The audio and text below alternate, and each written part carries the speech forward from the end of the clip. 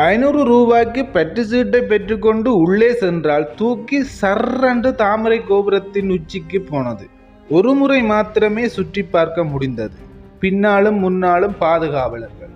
கொடுத்த காசும் வீணாகி போனது. சரியென்று கீழே இறங்கினால் கீழே பணத்தை தின்னும் கடைகளும் காணப்பட்டது. தெற்காசியாவில் மிக உயர்ந்த நூலகத்தை எரித்து தெற்காசியாவில் மிக உயர்ந்த கோபுரத்தை அமைத்த அதிசய நாடு ஸ்ரீலங்கா. இந்த தாமரை கோபுரத்தால் எந்த பயனும் இல்லை, ஒரு சிறிய மகிழ்ச்சியும் இல்லை. முழுக்க முழுக்க வியாபார நோக்கத்திற்காக அமைக்கப்பட்டு கொள்ளையடிக்கும் ஒரு கோபுரமாக இது காணப்படுகிறது. இது கொழும்பில் மருதானையில் காணப்படுகிறது. வெளிநாட்டு சுற்றுலா பயணிகளிடம் ஆயிரக்கணக்கான பணம் அறவிடப்படுகிறது.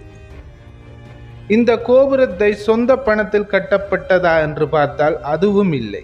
சீனாவிடம் கடன் வாங்கியே கட்டப்பட்டது. இலங்கை என்ற தமிழருக்கு சொந்தமான நாடு வந்தேறி சிங்களவன் கையில் இருக்கும் வரை முன்னேறப் போவதும் இல்லை. தமிழர்கள் சுதந்திரமாக வாழப்போவதும் இல்லை.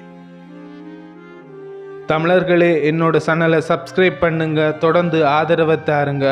நன்றி, வணக்கம்.